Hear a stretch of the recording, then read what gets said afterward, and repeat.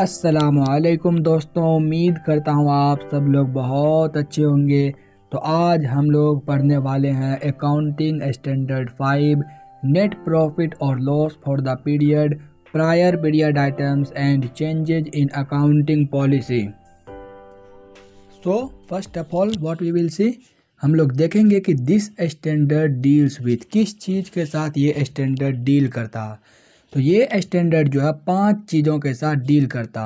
Net profit या loss from ordinary activity या items, prior period item, changes in accounting policy, changes in accounting estimate और extra ordinary item.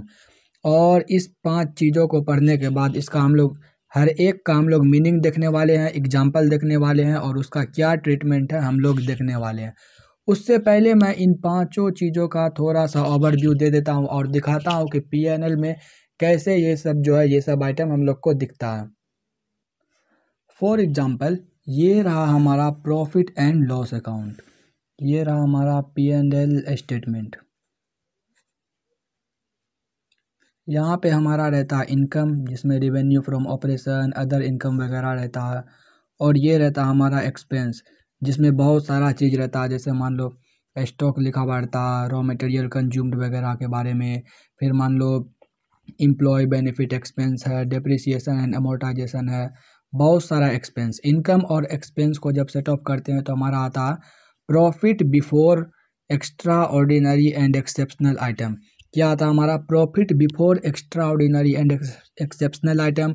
उसमें हम लोग क्या एडजस्ट कर देते हैं, एक्स्ट्रा ऑर्डिनरी आइटम। जब इसको एडजस्ट करते हैं तो फिर आता हमारा प्रॉफिट बिफोर टैक्स, और फिर उसमें से जब माइनस करते हैं टैक्स तो हमारा आ जाता है प्रॉफिट आफ्टर टैक्स। दिए हमारा कुछ ऐसे ही मोटा मोटी पीएनएल बनता है। तो देखो इसमें क्या है कि ये जो है हम यहाँ पर आके एक्स्ट्रा ऑर्डिनरी आइटम को माइनस कर रहे हैं, एडजस्ट कर रहे हैं। तो मतलब ये जो इनकम और जो एक्सपेंस यहाँ पे है, ये कौन सा आइटम है, ये ऑर्डिनरी आइटम है। ये क्या हमारा, ये इनकम एक्सपेंस जो है ये हमारा ऑर्डिनरी एक्टिविटी से हुआ, ऑर्डिनरी एक्टिविटी यानी कि ऑर्डिनरी कोर्स ऑफ बिजनेस में जो इनकम आया हमारा और ये जो एक्सपेंस हुआ ये ऑर्डिनरी कोर्स ऑफ बिजनेस यानी कि हमारे मुख्य धंधा, जो हमारा मेन धंधा है उससे ये इनकम और एक्सपेंस हुआ है। ये ऊपर का ये जो आइटम है ये क्या हमारा ऑर्डिनरी एक्टिविटी से जो इनकम एक्सपेंस आया वो है। और उसमें से इसको एडजस्ट करने के बाद क्या आया, profit before exceptional and extra ordinary item. और फिर उसमें से हमने एडजस्ट किया है एक्स्ट्रा ऑर्डिनरी आइटम, तो हमारा आया है प्रॉफिट बिफोर टैक्स। अब क्वेश्चन ये है कि ये एक्स्ट्रा ऑर्डिनरी आइटम क्या होता है। तो इसको भी हम लोग अभी जो है AS5 में समझने वाले हैं कि एक्स्ट्रा ऑर्डिनरी आइटम क्या होता है। मान लो पिछले साल जो है अकाउंटिंग ट्रीटमेंट कर रहे थे, मान लो किसी भी एक चीज़ का, या स्टॉक हो या एम्प्लॉय बेनिफिट एक्सपेंस हो या डेप्रिसिएशन हो, इसका अकाउंटिंग ट्रीटमेंट कर रहे थे फाइनेंशियल स्टेटमेंट बनाते वक्त। तो उसमें क्या हुआ था, कोई एरर आ गया तो फिर उसको रेक्टिफाई किए, इस साल करंट ईयर में रेक्टिफाई किए हैं। तो क्या इस पीएनएल में हमको शो करना है क्या, तो उसके बारे में भी हम लोग देखने वाले हैं। उसी तरीक़ा से कोई नया पॉलिसी आ गया जो पिछले साल नहीं था, तो उसका क्या ट्रीटमेंट होगा। उसी तरीक़ा से कोई एस्टिमेट था, बदल गया, मान लो कोई हमारे पास प्लांट एंड मशीनरी था, उसका यूजफुल लाइफ था 5 ईयर और इस साल में आकर पता चला कि उसका लाइफ हो गया 7 ईयर, तो उसका क्या ट्रीटमेंट है। ये सारे एस्टिमेट्स को पॉलिसी में चेंज हो गया, ये सारा चीज़ जो है इस AS5 में हम लोग क्या करने वाले हैं, पढ़ने वाले हैं, देखने वाले हैं। तो चलिए एक एक चीज़, एक एक पॉइंट को बहुत अच्छे से समझेंगे। और जो 4-5 क्वेश्चन MCQ है, ICAI का 4-5 क्वेश्चन जो है MCQ दिया हुआ, और फिर सिर्फ एक ही क्वेश्चन है सब्जेक्टिव, उसको भी आज के लेक्चर में हम लोग कवर कर लेंगे। तो चलिए शुरू करते हैं। So at first we are going to see net profit या लॉस फ्रॉम ऑर्डिनरी आइटम, इसका क्या ट्रीटमेंट होने वाला है। तो सबसे पहले हम लोग ये जानेंगे कि ऑर्डिनरी आइटम क्या होता है, इसका मीनिंग क्या है। So ordinary items are the items of income and expenses which arises in the ordinary course of business। ordinary item क्या है, are the items of income and expense, जो किससे अराइज हो रहा, ऑर्डिनरी कोर्स ऑफ बिजनेस। जो income या expense हमारा ordinary course of business यानी कि मुख्य धंधा से अराइज हो रहा, मुख्य धंधा मेन धंधा से जो अराइज हो रहा है, जो इनकम या एक्सपेंस, उसी को कहते हैं ordinary items. These are principal revenue generating items या एक्टिविटीज। ये क्या होता है, हमारा प्रिंसिपल रेवेन्यू जनरेटिंग आइटम होता है। एग्जाम्पल जैसे सेल, परचेज, एक्सपेंस वगैरह, ये सब क्या प्रिंसिपल रेवेन्यू जनरेटिंग एक्टिविटी है। सेल क्या कंपनी के लिए प्रिंसिपल रेवेन्यू जनरेटिंग एक्टिविटी है, मुख्य धंधा होता है कंपनी का। उसी तरीक़ा से परचेज भी क्या कंपनी का मुख्य धंधा, एक्सपेंस वगैरह वगैरह। सो इसका ट्रीटमेंट क्या, तो present them as per schedule 3। Schedule 3 में जब हम लोग P&L स्टेटमेंट बनाते हैं तो इनकम को, एक्सपेंस को शेड्यूल 3 के अकॉर्डिंग जो है रिप्रेजेंट करो। शेड्यूल 3 के अकॉर्डिंग जो है इनकम और एक्सपेंस को क्या करो, रिप्रेजेंट करो। Items which are of such nature या size that is material should be disclose separately. यानी कि ऐसा आइटम जो कि सिग्निफिकेंट हो, यानी कि मटेरियल हो, जिसका साइज और नेचर जो है क्या है, मटेरियल है, तो उसको जो है सेपरेटली डिस्क्लोज करो। ऐसे आइटम को हम लोग कहते हैं एक्सेप्शनल आइटम। तो उसके कुछ एग्जांपल्स क्या हैं, जैसे decline in value of inventory, stock के वैल्यू में क्या हुआ, डिक्लाइन हुआ, तो ये जो है इसको सेपरेटली हम लोग जो है डिस्क्लोज करेंगे। Litigation settlement expense. लिटिगेशन मतलब कोई केस वगैरह चल रहा है तो उसके सेटलमेंट के लिए जो एक्सपेंस किए हैं उसको भी आप क्या करिए, सेपरेटली डिस्क्लोज करिए, क्योंकि ये क्या हमारे एक्सेप्शनल आइटम है। गेन या loss on sale of PPE या investment, reversal of provision, legislative changes having retrospective effect. मान लो हम कोई एक पेट्रोल पंप का बिजनेस है किसी को, अब भारत सरकार ने कहा कि हम लोग बैक डेट से जो है पेट्रोल के दाम में चेंज कर रहे हैं, बैक डेट से। तो ये जो बैक डेट से कोई भी चेंज होता है तो उसको कहा जाता है रेट्रोस्पेक्टिव इफेक्ट। अगर रेट्रोस्पेक्टिव इफेक्ट हुआ, कोई लेजिस्लेटिव चेंज हुआ जिसका रेट्रोस्पेक्टिव इफेक्ट होने वाला है, यानी कि बैक डेट से इफेक्ट होने वाला है, तो उसको भी आप सेपरेटली डिस्क्लोज करिए। तो यहाँ तक था हमारा नेट प्रॉफिट या लॉस फ्रॉम ऑर्डिनरी आइटम, जिसका मीनिंग, एग्जाम्पल और ट्रीटमेंट एज पर AS5 हम लोगों ने देखा। तो चलिए अब हम लोग देखते हैं एक्स्ट्रा ऑर्डिनरी आइटम के बारे में। ये सब क्या था, ये सब था ऑर्डिनरी आइटम। अब हम लोग देखेंगे एक्स्ट्रा ऑर्डिनरी आइटम के बारे में। So what does extra ordinary item means. Extra ordinary item means income or expenses which arises from those events or transaction that are clearly distinct from the ordinary activities of the enterprise। Extra ordinary item क्या होता है, जो ordinary item होता है उससे पूरा अलग होता है, उससे साफ अलग होता है। From the ordinary activities of the enterprise. These are infrequent and abnormal in nature. Infrequent कहने का मतलब ये जो है बार बार नहीं होता है, कभी कभी होता है। ये क्या होता है, कभी कभी होता है। एक्स्ट्रा ऑर्डिनरी आइटम क्या है, इनफ्रीक्वेंट है, मतलब कभी कभी होने वाला है। एबनॉर्मल होता है नेचर में। जैसे इसका एग्जाम्पल क्या हो गया, लॉस बाय फायर या लॉस बाय अर्थक्वेक, ये सब क्या है, कभी कभी होता है, इनफ्रीक्वेंट इन नेचर है। उसके बाद आ गया सब्सटेंशियल गेन या लॉस, विनिंग फ्रॉम गेम्स या लॉटरी।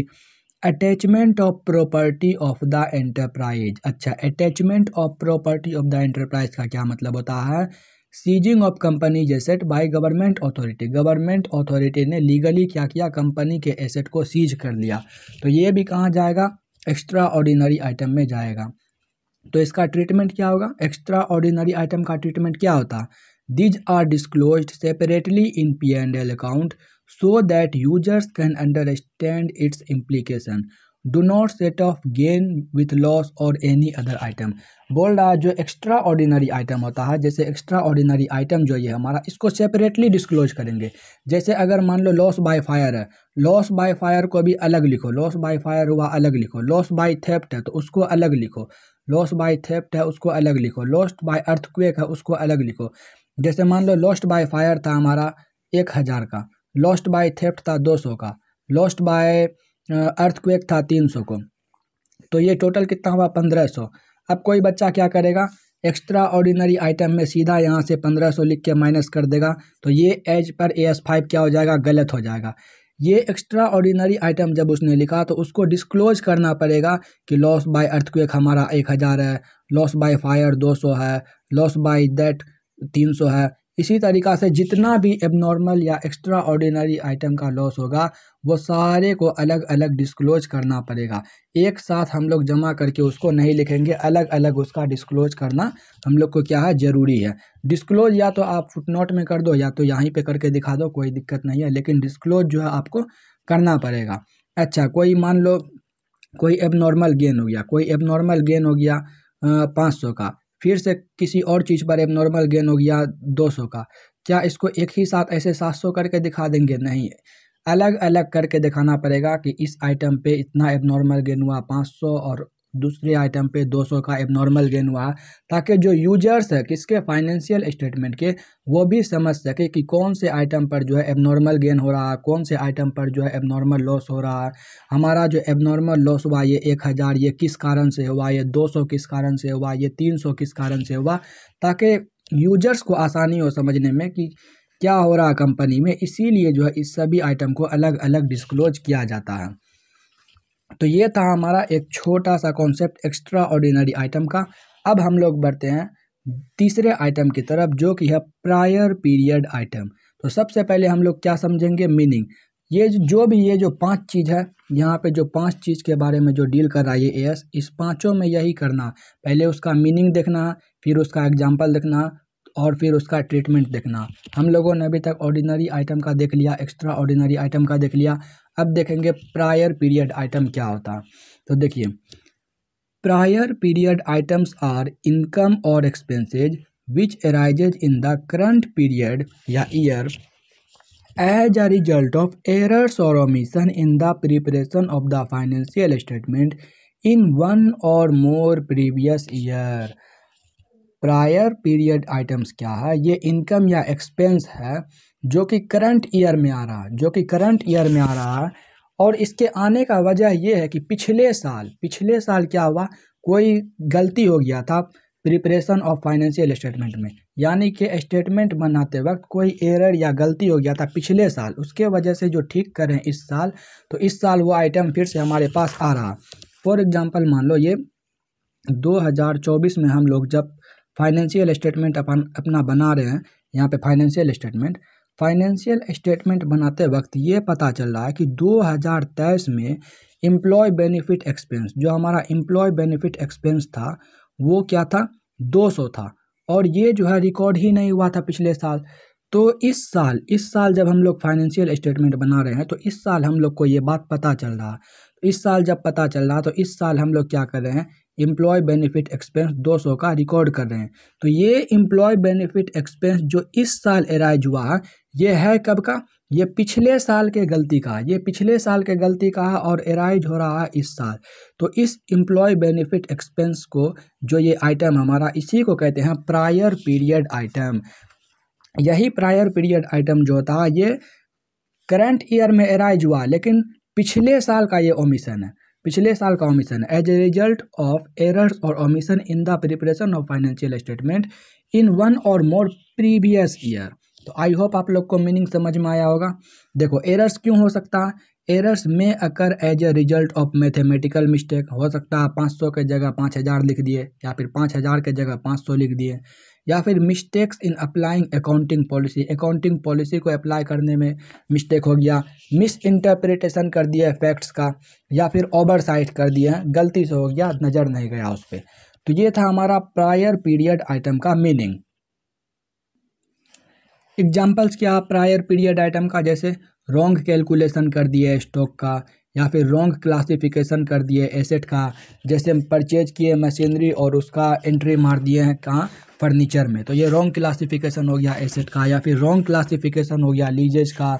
नेचर ऑफ एक्सपेंस, मान लो कैपिटल एक्सपेंस था उसको रेवेन्यू एक्सपेंस ट्रीट कर दिए, या फिर कोई रेवेन्यू एक्सपेंस था उसको कैपिटल एक्सपेंस ट्रीट कर लिए। तो ये सब गलती जो है हो सकती है।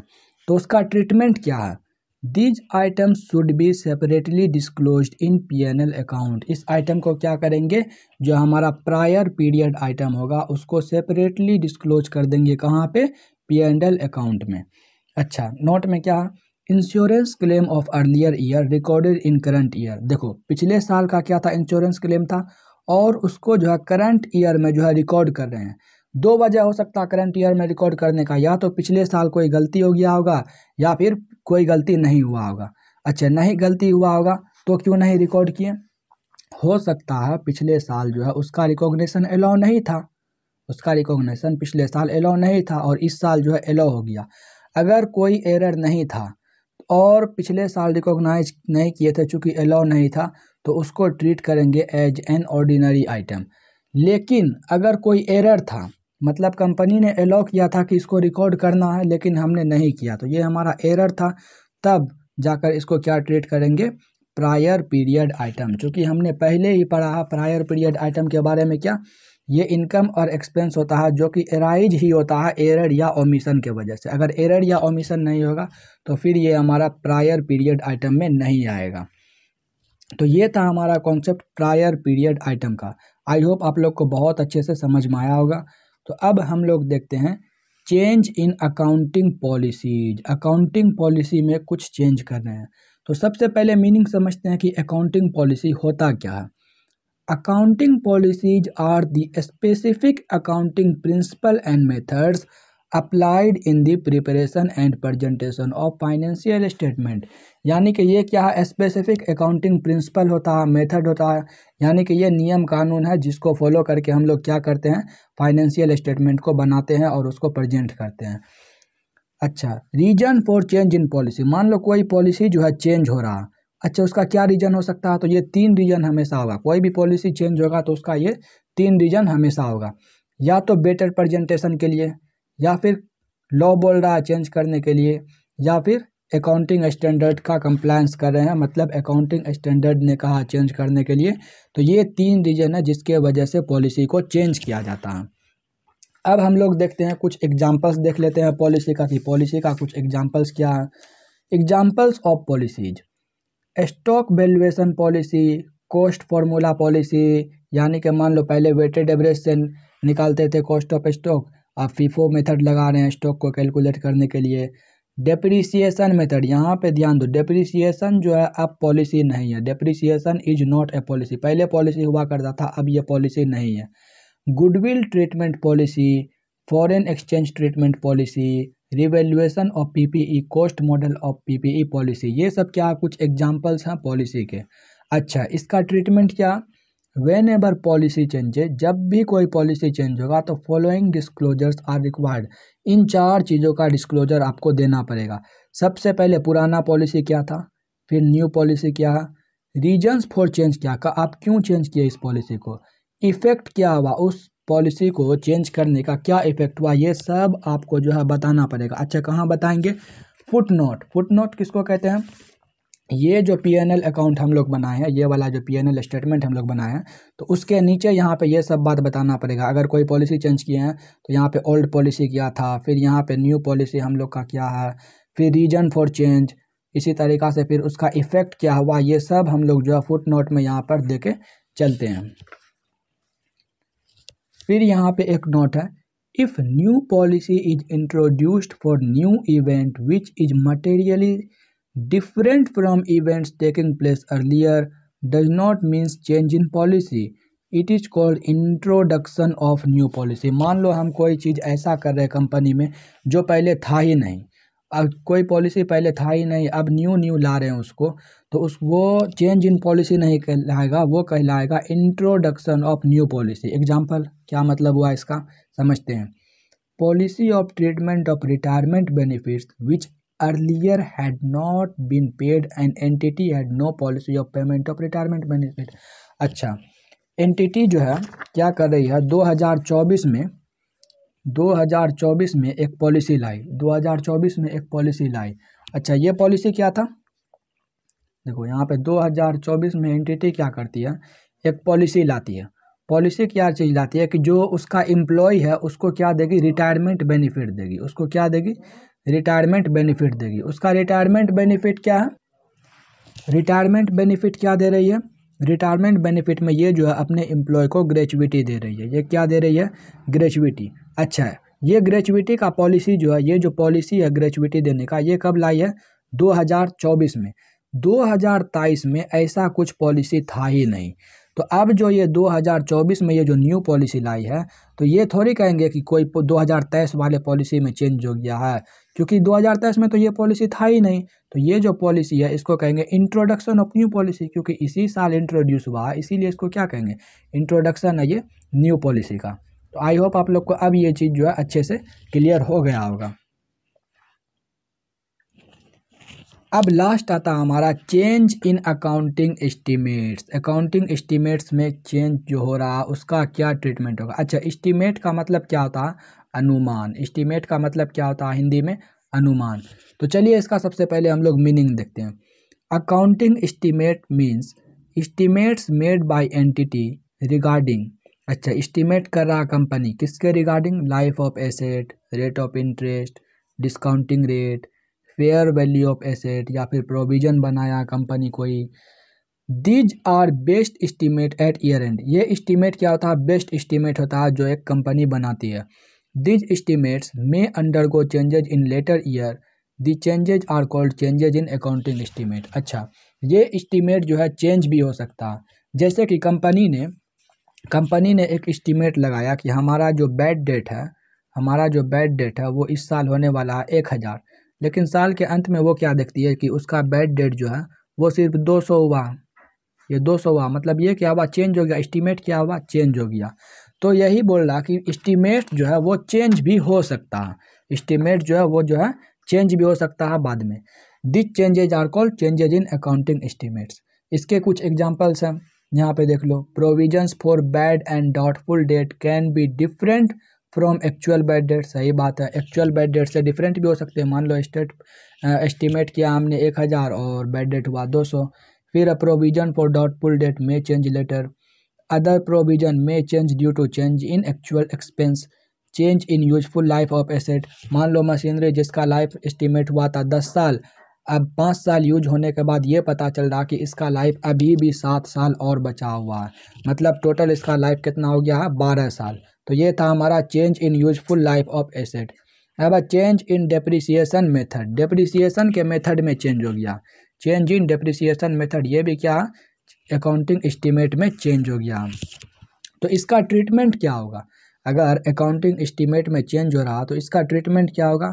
These are not disclosed in PNL, these are not disclosed in PNL, not disclosed in PNL if immaterial. अगर ये सिग्निफिकेंट नहीं है, अगर ये सिग्निफिकेंट नहीं है, इमटेरियल है, तो इसका डिस्क्लोजर देना जरूरी नहीं है पीएनएल में।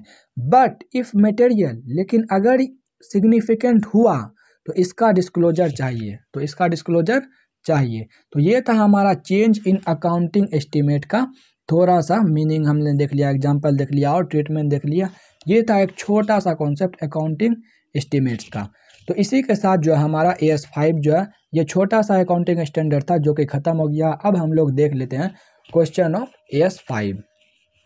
सो ये रहा हमारा AS5 ICAI का पहला MCQ क्वेश्चन।